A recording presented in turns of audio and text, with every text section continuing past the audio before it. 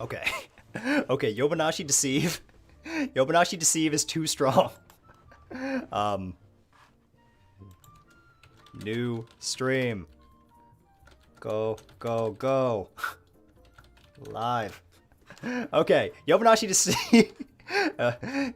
UK Yesterday is too strong. UK Yesterday is like the cutest and the strongest, I guess. Sony Music Japan can suck my ass.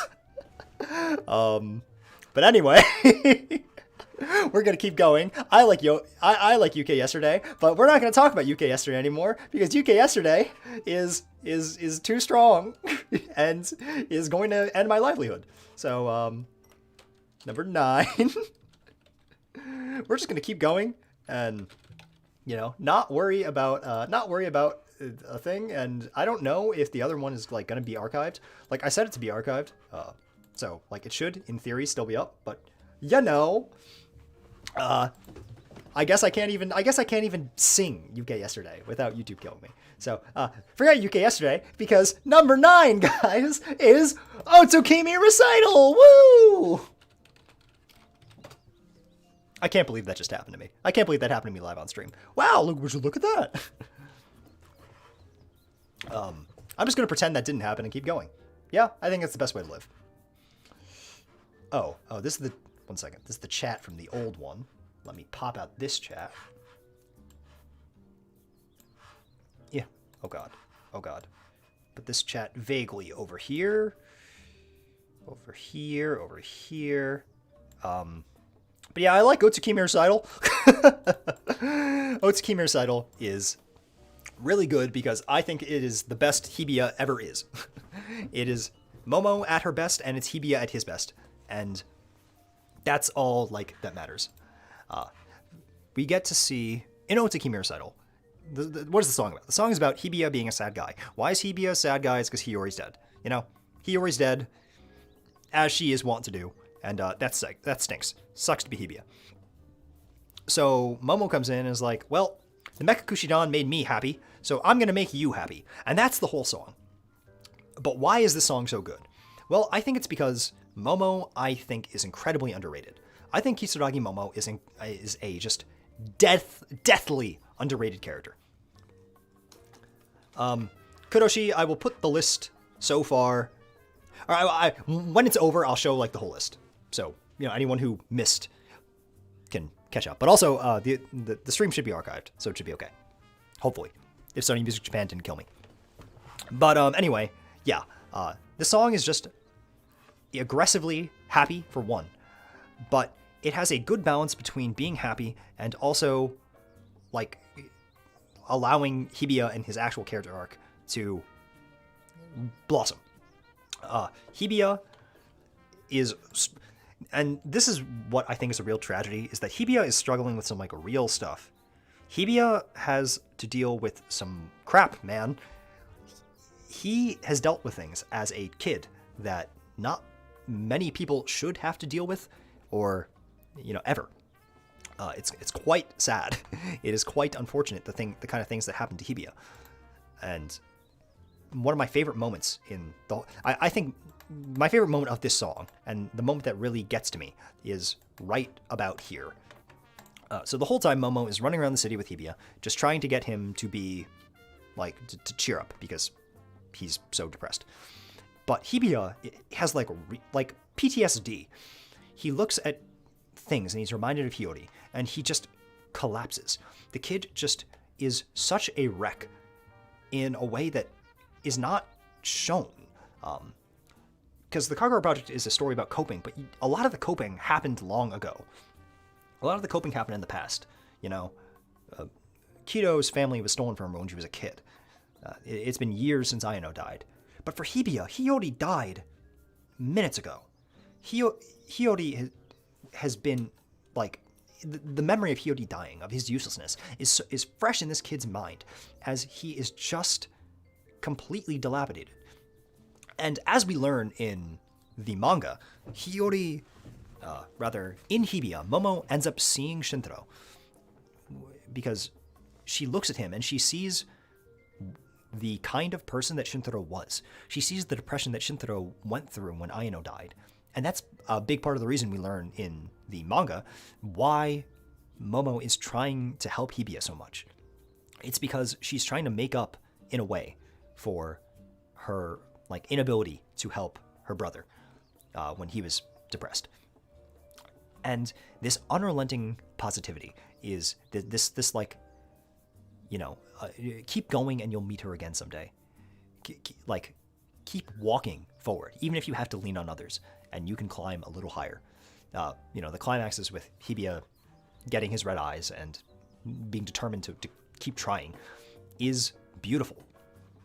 I really think it's sad because this one song is really like the entirety of Hibiya and Momo's relevance to most of the story. But I mean, how mad can you be when it's doing it perfectly, right? How upset can you be that the relevance, or that the, you know, that they have such defined relevance when this is a perfect character arc for both of them? Momo comes full circle from being like scared and upset to being now like perfectly, you know, the hero. She has completely changed her position, her power dynamic, and it's that same sort of happiness that sets Hibiya on the straight and narrow. You know, it's what I said once in a really old Kagero Project video, was that happiness begets happiness. That's one of my favorite things about the Kagero Project, is that Seto makes Mary happy, and Mary makes Momo happy, so Momo can make Hibiya happy. And it's this chain about how like little things can help everyone. Little things that you do can help someone, and that person can help someone else. And if we all keep helping each other, and if we all keep being inspired by each other, then the world is just a better place. It's one of the, you know, core ideas of the Kagero Project, and it really, really comes to life here. Shintaro smiling back at Momo is also great. Wanyampu's like amazing art and animation are here. There's nothing to dislike about Otsukimi Recital. I think it's a perfect song, and it's, you know, well deserved in its place in the story, in spite of how little it actually matters to the story. Which brings us to number 8. There aren't many songs remaining, guys. You know, there aren't that many. What could it be? What could my eighth favorite song be? Well, I'll tell you. Number 8 is Daze. Now, let me tell you something, guys. It's that I think that Azumi is the most slept-on character in the entire series. Azumi is amazing, because in Azumi, you have a perfect microcosm of the whole story. Daze is not even describing an event. It's not describing a thing. It's not describing an arc. It's just about Azumi's feelings at a given time. And this doesn't have English subtitles, so it's useless to me. What? Come on. Can I please just get a subbed video of Daze? There we go. Yeah, it's about Azumi's feelings when she is stuck in the Kagero days. And you got so before we can like appreciate Daze, and before we can appreciate Azumi, we got to put into perspective when this is taking place and what kind of state Azumi was in. This song takes place after Azumi has been in the Kagero days for a long time. It's her reflecting on her failures. It's her reflecting on her fears, the things that led her to this moment, and the things that made her end up in this horrible place. Azumi singing in Daze is hopeless. She is completely overrun by the fact that she has failed. Azumi created the Kagero days. Azumi ran away into it, leaving behind everything. And, you know, she talks about the loneliness she had felt. Tsukihiko and Shion come into her life, and they have this companionship together. But she is on a train, and she has no control over its destination. And because of her own actions, because of the things that Azumi did, because she was so scared, because she was so unable to deal with herself and the future, she ends up losing the things that she cared about most. This is the tragedy of her character. This is the tragedy of human connection. And this is the fear of loss that the Clearing Eyes represents. And It's so hopeless. Daze is such a painful song, right up until the very end, where we get one of the most emotional moments for me in the entire Kagepro project. And this is a really little thing, so I don't know if if everyone will wholly relate to this, but this moment destroys me. Azumi, after spending the whole video lamenting over her failures and her losses, opens her eyes to see not but the Megakushidan. She opens her eyes and sees the people whose lives have been touched by her failures. And in spite of all of their own pain, in spite of everything, they are living. They are living and trying to keep going, where Azumi couldn't and gave up. She looks at this calendar here with her birthday, but Azumi sees the Megakushidan. She sees them and their struggle, and this is what this touches her. She is completely in awe that people could keep going where she failed. And it's this kind of realization that if you have people to lean on, you can make it through the darkness. You can keep going. That is so powerful. It's at the heart of every character and their development in this series. And it's the kind of thing that lets Azumi come back at the end of the novels and, fight with everyone. Because she is convinced now that she can keep going. And this whole song, all of Daze, is like just this one etude of a single girl recounting all of her failures, of all the pain that she's been through, but then deciding at the end that she should have kept going. And man, oh man, there's just nothing that hits harder than that. Azumi is just... I've reread the volume of the manga. I can't remember which one it is. I want to say like 7, maybe. But I've reread the volume of the manga and the novel that has Azumi's backstory in it. More than anything else. It's such a beautiful, self-contained little thing that perfectly tells, very tragically, what the story is all about.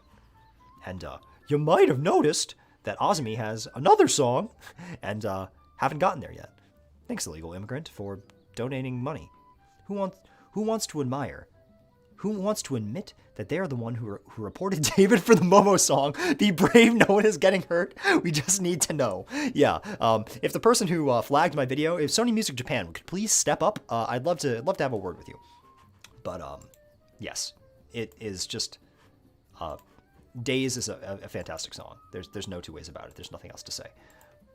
And the other Azumi song is also quite good too. That we'll be getting to, when we get to it.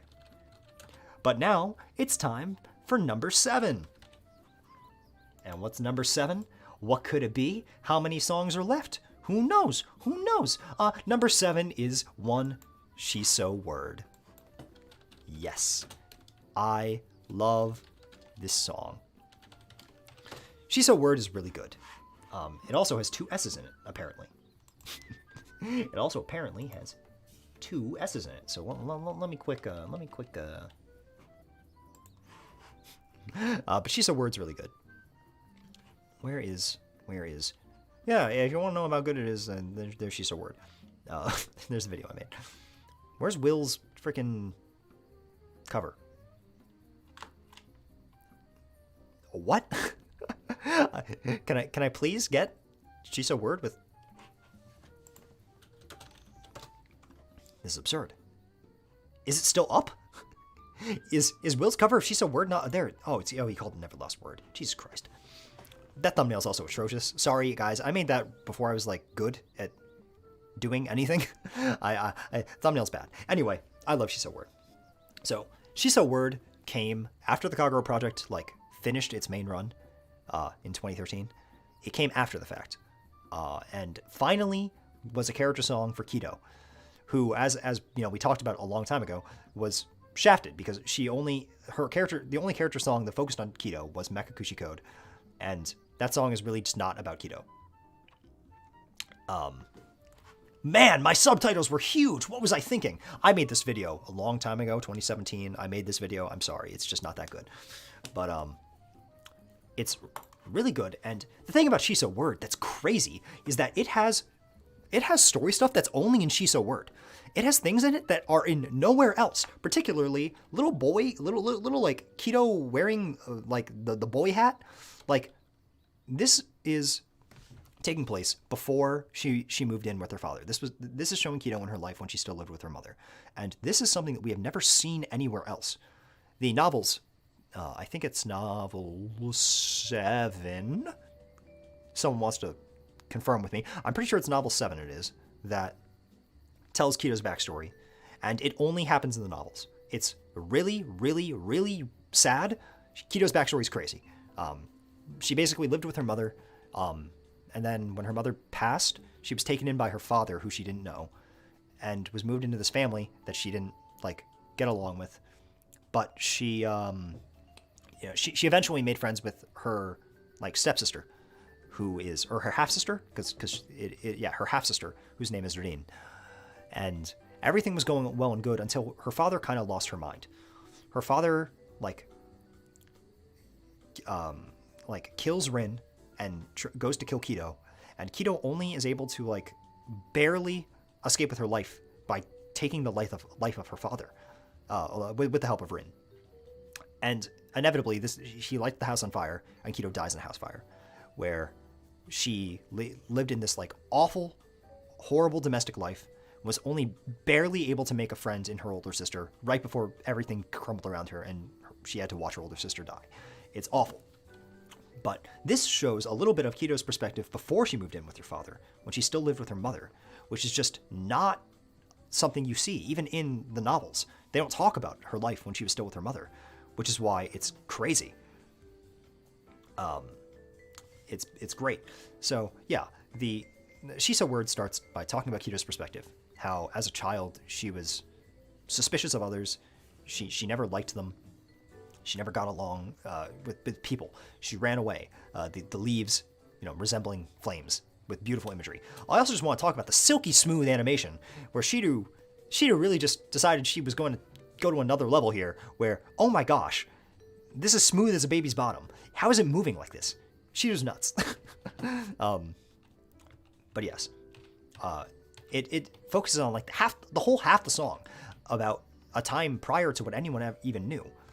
So you see, when Kido lived with her mother, she dressed like this.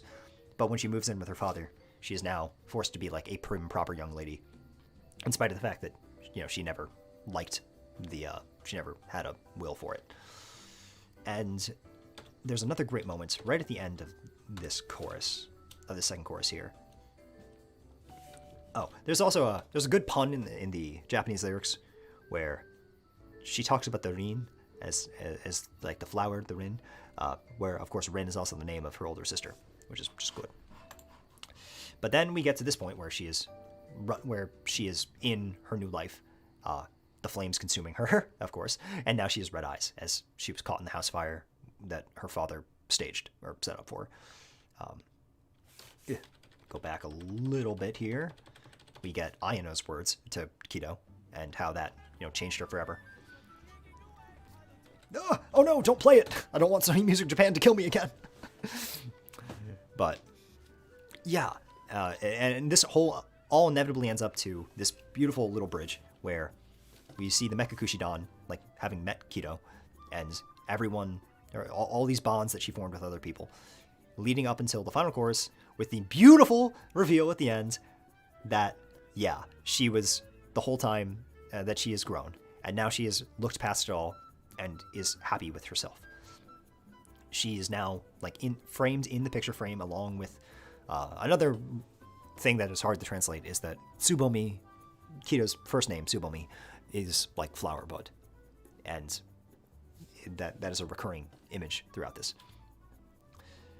But she is so happy at the end, and Kido has had a fucked up life, if that wasn't obvious, and the tranquility that she has at the end of the song, the way that she smiles looking at herself as now grown, like past the tragedy, past all the tragedy, even the tragedy of, the Kagepro Daze, is amazing.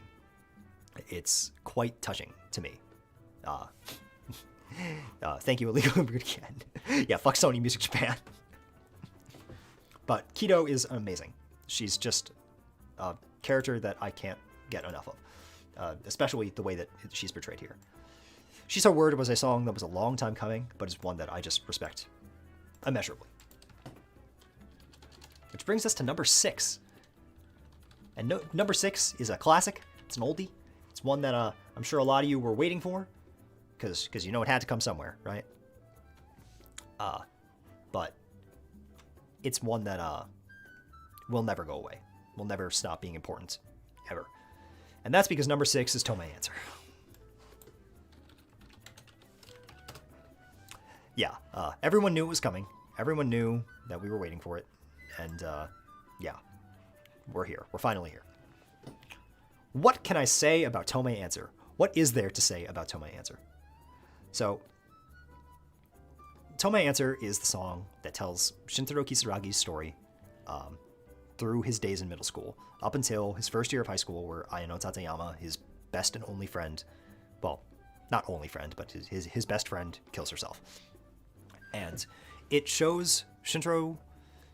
This is where a lot of Shintaro's characterization, primarily comes from, right? This is where Shintaro's lasting guilts and griefs that take him all the way to the present day stem from. And it starts with Shintaro being this genius. He's very cut off from the world. He is so jaded and antisocial because he is so above everything else. That is only a girl like Ayano Tateyama, who is an idiot, who is dumb, and just doesn't care about anything, but is incredibly sincere, that is able to get to him. Shintaro and Ayano had this beautiful connection where Shintaro wants for nothing. As the chorus says, he just wants to disappear because he knows that nothing would change if he did. Whereas Ayano is too stupid to care about things, or at least that's how she appears to Shintaro. She is such an unrelenting light to someone who is so trapped. And this is the dynamic that so many of the characters have, right? Shintaro is Mary. Shintaro is Azumi. Shintaro is Kano. Shintaro is Hibiya. They're these characters that are down on their luck. And Ayano is Tsukihiko. Ayano is Seto. Ayano is the character that steps in and brings him up and says, no, you can have a place. Ayano, this person who is so much simpler and so wants for so much less. And Ayano is not even a character in this song. Let's divorce everything we know about Ayano from Tomoe Answer. When Tomoe Answer came out, no one knew anything about Ayano. Ayano wasn't a character yet. She was just only in the song and was only this girl Shintaro knew. But of course, the plot of the song, as I'm sure all of you know, is that Shintaro goes about his days. He has this relationship with Ayano, but Shintaro was so caught up in his own worries. He was so caught up in his own anxieties and his own ever worsening depression that he's completely oblivious to the fact that Ayano was not stupid. That the whole time that he knew Ayano was suffering. And yes, he unfortunately discovers one day that Ayano killed herself. Now, there's more to it than that, of course. We know that there was the whole debate about there was the whole problem with her trying to steal the snake from the clearing eyes. We know that if we go back and listen to Additional Memory, or even another song that I haven't gotten to yet, that Ayano was really not happy about this. Ayano was quite unhappy with the state of affairs in her own right. But to Shintaro, she left him. She left him with not a word, and Shintaro will forever lament the fact that he did not help her. That he was so wrapped up in his own misery that he was not able to help the single person who mattered most in his life to him. There's the symbol of the crane, right? The crane is a wish. If you fold 1,000 cranes, you get to make a wish. And Ayano turns her bad grades, her bad failed tests into a crane, into a wish. She is not concerned with the negativities in her life. Except, of course, Ayano is human, and Shintaro is oblivious to that. He was not a good friend to Ayano. He did not care to go out and help her. He couldn't step up. He had to wait for problems to come to him. And that's his problem, right? And we know Shintaro goes on to become a NEET. He quits school at this point. This is when he's in high school, but he gives up and says, I'm not going to do it anymore. I can't keep going. And Tomoe answer is so unabashedly, like, aggressively unhappy. And in 4.5 minutes, it lays all of the foundation for our main character, Shintaro Kisaragi, and the kind of person he would become. And it completely sets the stage for this. It shows, like, the power of the power of the dynamic, right, between the hurt person and the savior.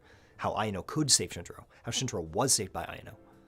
But also, it shows how quickly that support net can crumble as Ayano, is lost. And it's great. Tomoe answer is, like, just pain. It is just painful, and it is just incredibly thought-provoking. Its style is great.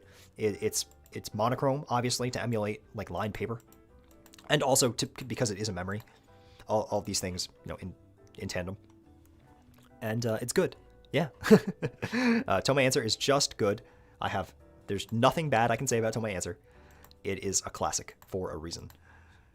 I think that there's a specific image towards the end of the song, if I could find it. Where is it? This. Shintaro, like, just on his bed, like, too paralyzed to, like, even check his phone or stop the alarm as it is here, is, like, a cripplingly good image. He's just in his clothes, like, he can't just completely shut down. And it was great. It's just fantastic. There's a really similar image, if I could find it, in Milgram again. Yeah, Milgram, cool. At the end of the Futa song here, there's a great, a similarly good image. This image is horribly striking, of him, like, just paralyzed in his room, and it's the exact same sort of thing that we see here that I love. That is number 6. Man, we only have... This brings us to the top 5, guys. Thank you, Runaway Cobra. Thank you a lot for $25? I don't know what the letter A there means, but yeah. Tomoe answer is amazing. If anyone...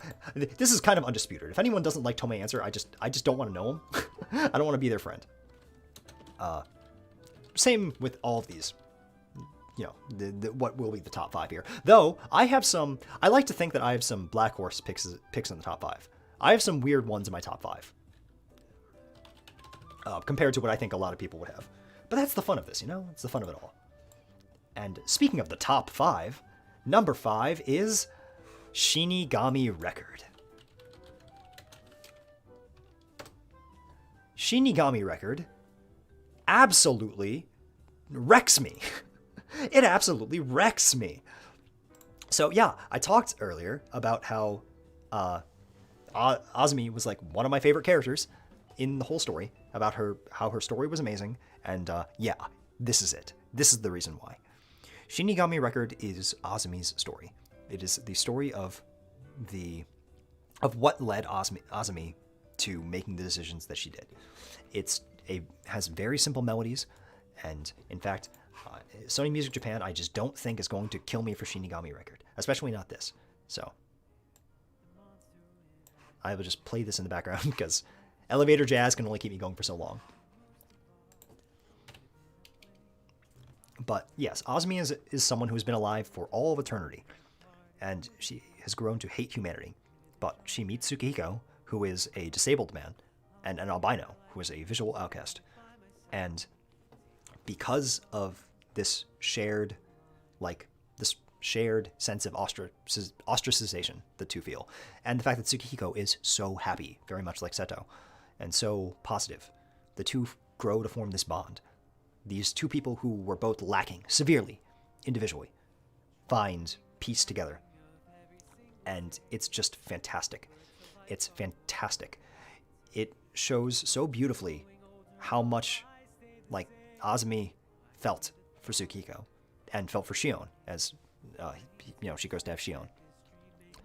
And it's just heartbreaking. Particularly the last chorus that we are about to get to. This part just kills me. Azumi is beside herself. Azumi completely loses it. Because here's the thing. When you spend your whole life not caring about anything, you don't learn how to deal with the fact that you lose things. Azumi never had to care about anything because she rejected humanity.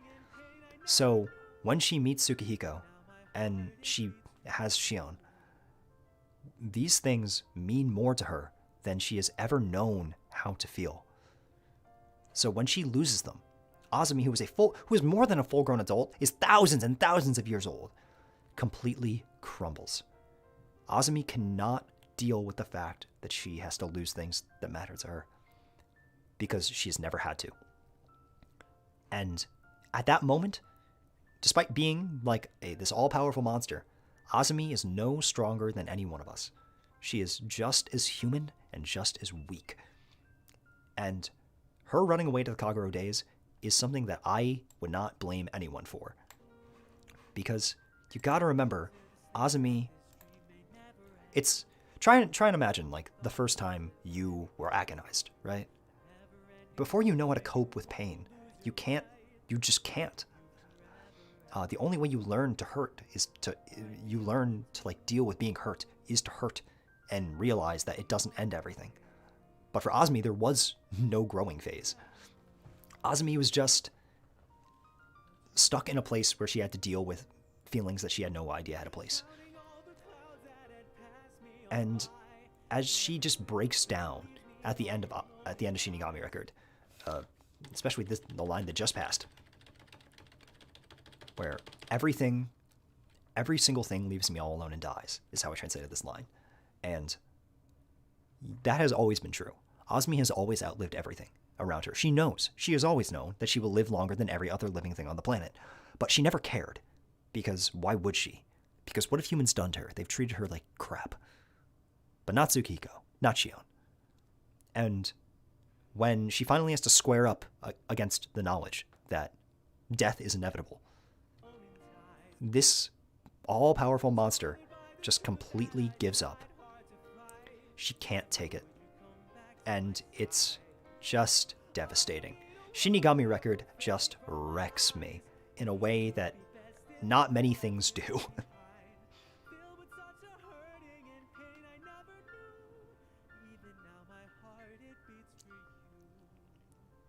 Even now, my heart, it beats for you. To be fair, she should have at least brought Shion with her. Definitely. I'm not saying Azumi made a good choice. She definitely did not make a good choice. But that's part of the, part of the magic. Also, yeah. Shinigami Record is a big, big, sad song. It is a song that is very emotional in a way that very little things are for me. And speaking of emotions, we're not getting much better, guys, because you might remember how few songs are left. Number 4 is Lost Time Memory. And now we're in it, right? Now we're here. Definitely muting this one. There's no way I'm playing Lost Time Memory. I will definitely die. What can I say about Lost Time Memory that I have not said already? Lost Time Memory is at once a complete character arc for Kisaragi Shunzuru. It is a musical masterpiece of composition. It's a masterpiece of visual storytelling. The directing is the best in the entire series and is the best of almost any music video I've ever seen. It's one of the best songs ever written by human hands. Lost Time Memory is one of it's just a masterpiece. It is probably the most quintessential definition of masterpiece that I can, think of. There's nothing that can be said to negate the quality of Lost Time Memory. What is Lost Time Memory? Lost Time Memory is about Shintaro Kisaragi in the present day. It's about him and the things that he had to deal with. It's about him learning to, at once, dealing with, learning to open up to people, particularly the Mekakushidan, but still dealing with his grief about Ayano. It is about the Mekakushidan, impacting him and the time that he has there. We alongside that see the parallel story of when he does not have that chain of support, when he suffers alone, and of course how that leads that in Route XX, how that leads him to his suicide. And then we see the reconciliation with him and Ayano. These three things are the pillars by which Lost Time Memory stands up. And every step of the way, it is filled with the most dense information ever. I talked about Children Record when that happens, about how so much happens in Children Record that matters so much, but Lost Time Memory is I could write a book about. As I made a point of in my Lost Time Memory video, like everything is cool. There's a cool like color coding to the entire video up until this point. If you look around at the end at the vignetting, you see that it's blue. It's blue over here. It's blue over here. There's a blue tint to everything, and that's because Shintaro in his life without Ayano is cold, is worn out, and we will see that when Route XX Shintaro is having his like memory flashbacks, those become red because it's then those are the warm memories. Those are when Shintaro was happy, unabashedly. And that this directing is fantastic. It goes on all the way to the final confrontation with Ayano. We get to see here my favorite part of the story. Actually, my favorite part of the whole Kagepro project is the relationship between Shintaro and Takane. We see meek Takane from before she knew how to deal with Shintaro, and how Takane had... take a step back. This is important because we know NA, and we knew NA as just this annoying little sack of shit who just, bugged the hell out of Shintaro because she felt like it all the time. And that's true. NA really is like that. But you know what NA is also like? Is that NA really does care about Shintaro, and she always cared about Shintaro. NA always cared about Shintaro, and like the bond that they had. She always wanted to help him, as we see in Route XX. It's only about how she goes about that, how she's actually trying to bring about change in Shintaro. And in Route XX, she does not know how. She does not know how to help Shintaro. And so Shintaro ends up cutting her off.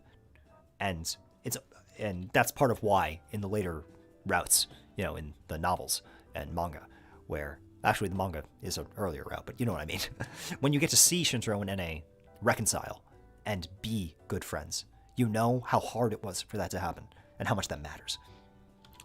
See, the vignetting now is red because we're in the past and we're happy. Kind of. Shintaro is haunted by his memories of Ayano. His memories of Ayano being the only thing that like keep him alive. And the snappy editing of everything here. This is Shido, like stuff like Shiso Word, where Shido is just animating at like 1 billion frames per second. That's really impressive, but the actual like density of events and the scope here is what makes Lost Time Memory so good. Yeah, Shintaro deletes NA, and he is just haunted by Ayano forever. We get this interesting scene here. This is interesting because it never happened. Not in the sense that it didn't happen because it did happen, but like I always thought we would get to see this moment like shown in some other form of media, where Shintaro is like shot by Konoha like trying to kill himself. It is pretty clear that what is happening is that Konoha is being possessed by Clearing Eyes, but before he tries to shoot himself, to, like stop the Clearing Eyes, but Shintaro takes the bullet anyway, but it's cool. Yeah. Get this moment here, and yeah, this is what everyone watches. This is what Lost Time Memory builds to. Is the 18歳になった少年もうでも泣いてたんだ. This confrontation with Ayano and showing the two Shintaros how much is possible. This is beautiful because it really shows how much had to happen for Shintaro to get to this point. Because this Shintaro, Route 1 Shintaro and Route XX Shintaro are in the same place. They're in the same exact place. It is just a matter of what they have had helping them and what they have had to deal with, right? Where Route XX Shintaro has nothing. He has nothing but the past to cling to. And Route 1 Shintaro started to walk. He had things happen, and that's amazing. It makes Shintaro's actions so much more powerful when you are constantly haunted by what could have been. When you know that this, not only is this what could have been, Shintaro did go through this. He did falter and did fail so many times. It is only because of Takane and because of everyone else helping him that he's able to get the strength he needs. Shintaro being able to smile at Ayano is such a monumental thing when you know where Shintaro came from. When you know what Tome's answer was like, when you know how much that hurt him, when you know how much he did suffer even to this point, but he smiles anyway. The silhouettes smile at him, and Ayano smiles back. It's fantastic. It's amazing. There's just nothing else to say. Yeah, I remember distinctly when this song came out. It was great. This song also was very, very important to like solving the Kagepro project. There were so many things that happened. Like, it confirms the looping timelines. It confirms, like, the things with the eye abilities. It's really good. And, of course, this is the first time we see Shintaro with his retaining eyes, which, you know, we don't see the retaining eyes again. We see the retaining eyes here, but Shintaro does not show his retaining eyes because Mecha City Actors in the anime didn't come out for a long time after this. Like, we spent a long time going, when the hell is Shintaro going to use his eyes?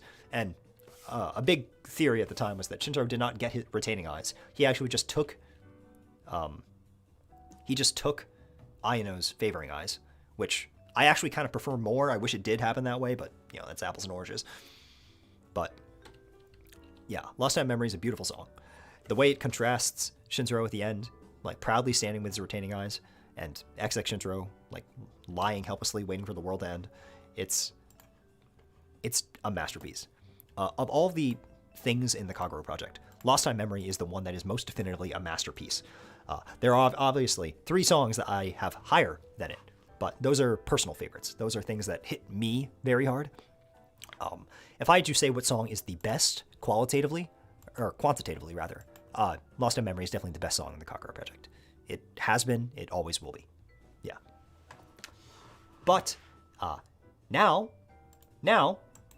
we're tossing up, you know? Now it's a matter of what's coming next. What could it be? What could it be? What songs are even left? Well, let me tell you, there's a couple songs left. There's 3 songs left, as a matter of fact.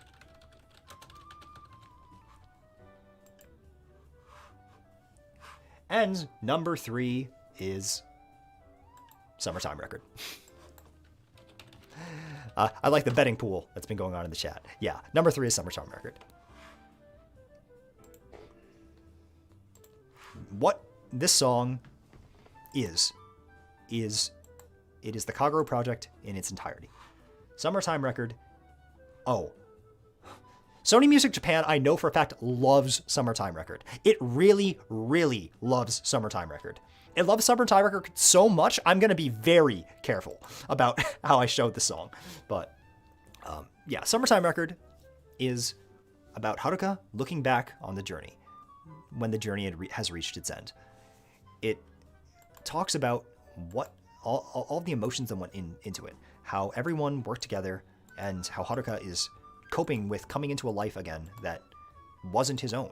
He's trying to reconcile the fact that he spent a couple of years living as not himself, living as Konoha instead. And, you know, he's having to deal with that. We get to see the whole Mekakushidan being happy and hanging out. And it all leads up to this great part at the end where it's remember that that everything is over now. That story, the story of us, the story that we dealt with, and the journey that we went on is over. But we have some of my favorite lines in the whole project coming up here, where he says, oh my god, I wish I could just make this go away. But those children all alone gathered to make a plan. These words, I think, more than anything, sum up the entire Kagepro project. The Kagepro Project is a story about people who were alone, people who had nothing to support them, people who had nothing to lean on, coming together, and through the bonds that they made, through the bonds that they formed to another, finding like happiness in them, like finding something greater to work towards, something to believe in. And I really like the way that the first people who, who surround Haruka are Takane and Shintaro, of course, his old friends. But it fans out to the whole Mekakushidan because they have all come to be each other's friends. They open their eyes, and this scene is contrasting Children Record, where they are all like brewing in their own regret. Instead, they all look at a beautiful day, a day after August 15th, together. And this was the last song in the Kagepro Project. It is like chronologically, it isn't even anymore. It was the last one in like in the formal like first big release of the Kagepro Project. Then it was the last song chronologically, and now it's really just not. But this is the ending. This is the thing that puts an end to the journey. There's a couple songs that are bonus endings, but that's extra. This song is which is in itself about saying goodbye, and knowing that that even if something has to come to an end, the memories you've made will take you into the future, and the bonds that you formed, and that's special. That's the Kagepro Project in a nutshell. That's the Kagepro Project all at once. And there is never a bad time to listen to Summertime Record. And no matter what, because Summertime Record on a meta level also represents like the journey everyone went through, everyone who watched the Kagepro Project. That even when the Kagepro Project ended, those memories like kept pushing us forward because we lived them. And just like all the members of the Mekakushidan, we would part and say goodbye. But even if that's the case, this story would stay with us. The Kagepro Project would stay with us for as long as we kept going. And that is, in its own right, that is more special than just about anything else. I don't have enough praise I could possibly give to Summertime Record. It is a song that, if anything had to end the Kagepro Project, it is the way it should have gone. It's beautiful. But there's 2 more songs left. What could they be? What could they be? The astute of you will already know what they pretty much have to be, because, there's only 2 songs left. So if you've been keeping count, you know what they are. But, yeah, you all guessed it. Number 2 is Jinzou Enemy. I love this song. Jinzou Enemy is the very first song of the Kagepro Project. It is the song that started it all. And what better song to have started it all than the song that is about my 2 favorite characters and my favorite character relationship. So for all of the characters that are in it, that are in the Kagepro Project, my favorite relationship, as I've said, is between Shintaro and Takane. I think the fact that they are characters who are so similar to one another, who hate each other when they first meet, but grow to be like unbreakable friends. Every part of that journey I am so in for. And Jinzou Enemy is that perfectly personified. It is about Shintaro and Takane. It is about the time that they lost everything that they held dear to them and had nothing but each other. These 2 people who were so similar and had to go through dealing with hardship that none of us will ever have to face, hopefully, found comfort in clinging to one another, clinging to the only people who remained, even if they were people that they had these negative feelings for. Shintaro and Takane hated each other. Not really. They did it. They did for a time, but at the time that everything was lost, they didn't hate each other, but they were never best friends, right? But Shintaro and Takane realize that they're so similar. They realize that there is so much hurting both of them, and they come together. They cling together because that's the only thing they know how to do. Shintaro is at a loss, and Takane, as a way of coping herself, reaches out to Shintaro and says, "Believe in me." Because, as Ayano told her before Ayano died, Takane is the kind of person that Shintaro needs. And it's this bond they have between them is so fascinating. This bond between people who have no choice but to help each other. They must be there for one another, or they will both collapse. It's something about it really touches me deeply. I think it is a relationship that takes so much effort, that makes the weight behind it so much heavier. It is so much more monumentous when you complete a task knowing how much difficulty it took you to get you to that point. And that's exactly what Shintaro and Takane are all about. Of course, at the end, we have Shintaro completely fading into his depression as he deletes Ene, right? This PV has the added moments of showing how they would eventually come to understand one another. This final image of the two of them, not literally, but figuratively through the cell phone, holding hands to face the new day, is just fantastic. Yeah, but it's great. This song is it's definitely not universally loved. It's the first song. I don't see many people talk about Jinzou Enemy. I don't know if there's there are not really many covers of Jinzou Enemy or anything, but for me, it's hard to get better than this. It's hard to get better than the story of two people who really just want to be there for one another. And it's incredibly important to me. And speaking of important to me, there's only one song left, isn't there? There's only one song left, isn't there? The number one. The one and only. What song could it be? What songs are left? Could it be Tomodachi no Uta? Could it be NA Cyber Journey? Well, let me tell you what it is. My favorite song in the whole Kagepro project is Ikanaide. No, I'm fucking with you. My favorite song is Ayano's Theory of Happiness.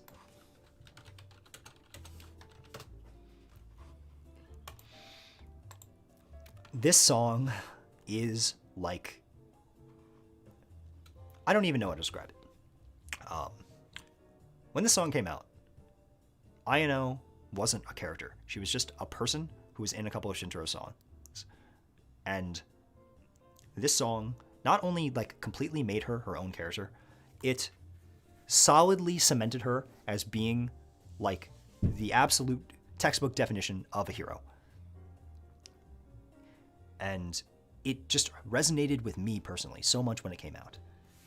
It starts with Ayano as a child, having been introduced to the Mekakushi trio by her mother Ayaka, as she is now going to be their sister.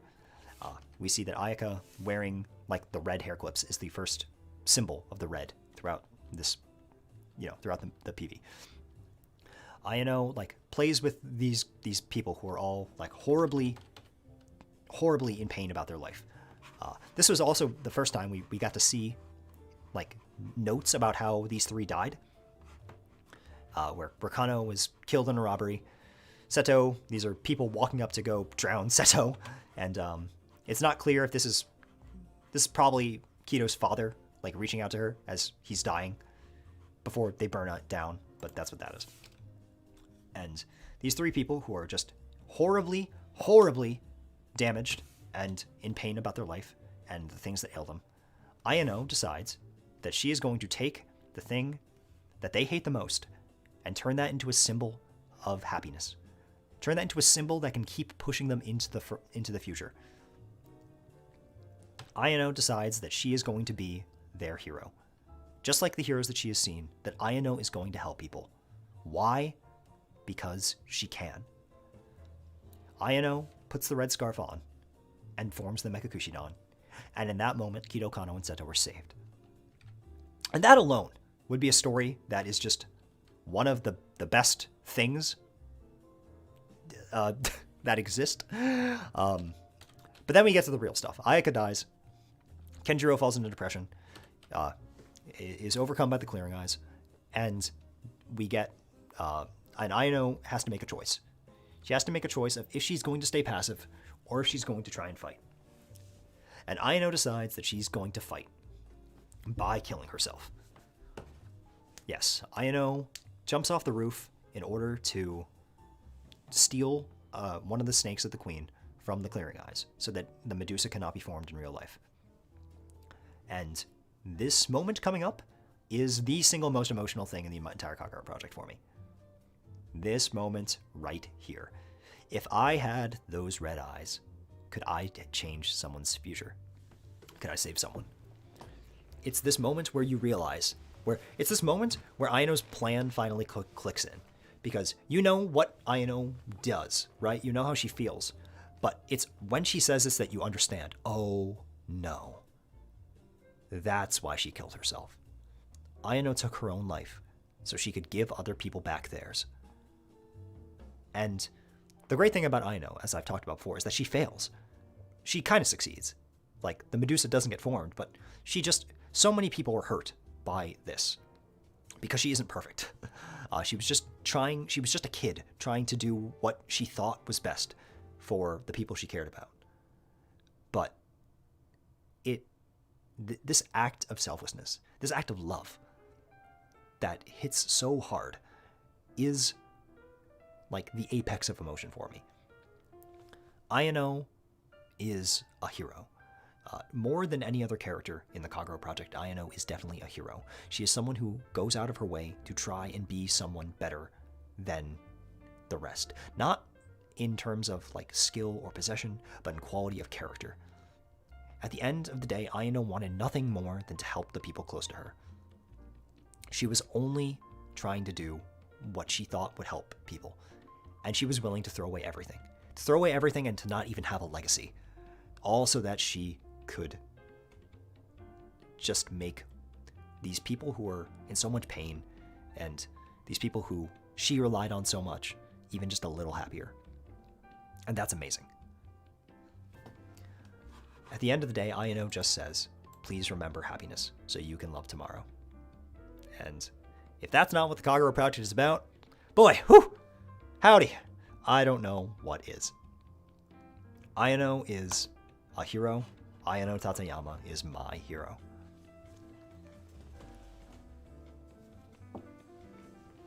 Ugh, yes. And that's the end of the journey, guys. That is the end of the top of the 33 songs of the Kagepro project. From Dead and Seek to Ayano's Theory of Happiness. We have gone on a long, long, long journey together. But that's what makes it so much fun. Now, I will just quick post this whole list here.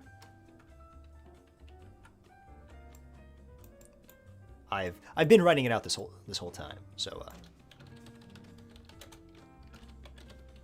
for those who only hopped in, here is the whole list. Ooh. From 33 to 1. That's it. That's a Kagepro project, guys. And Denseek was last. What? That was a bop. Oh, Vaccine. I can't quite meet you there, but you know. The Children Record.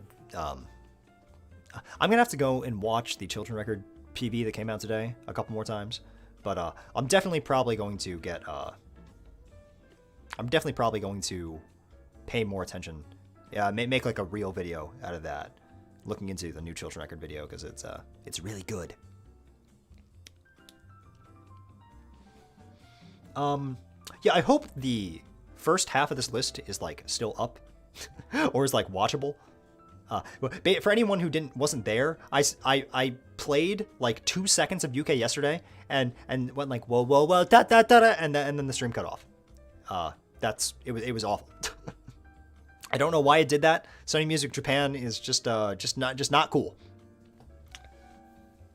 But yeah, that's our whole journey. If any of you would like to rank your top 33 Kagepro songs, and feel free to tweet that at me. I'd love to see it. Because obviously everyone's got different priorities here, and it's all fun to see, you know? What parts of the Kagepro project are finished and which aren't, says Retry. Every part is technically finished. The novels are done. The manga is done. The songs aren't really ever done or not. They just are. But the anime is done, obviously. You can go out and read any of it. And it's all pretty good. I definitely say it's all pretty good. Thank you, everyone. Yeah, so, Oh, well, B12 Artisals asking about Hachima. Seeing as Hachima came back the other day, yeah, I was waiting to see what was going to happen with Hachima. I was going, you know, if she was going to come back or if she was going to, like, leave or what was happening. You know, so, but now that she's back, yeah, I'm going to do something there. Probably a lecture. That one will probably be a lecture. Children record will probably be a scripted video, but, you know.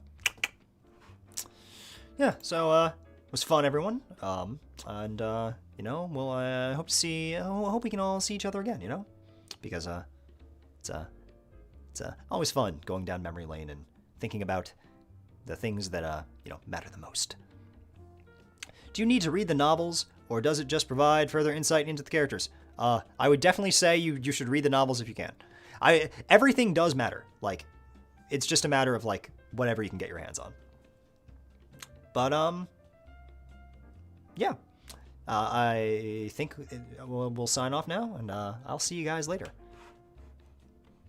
I hope you all have a good one, and all you mods out there, keep on going. I hope all of you can see the day past August 15th. Yeah, Rosina, you can't hide. Bye-bye, everyone. I hope you have a good one. Have a good night, guys. Bye, Onara.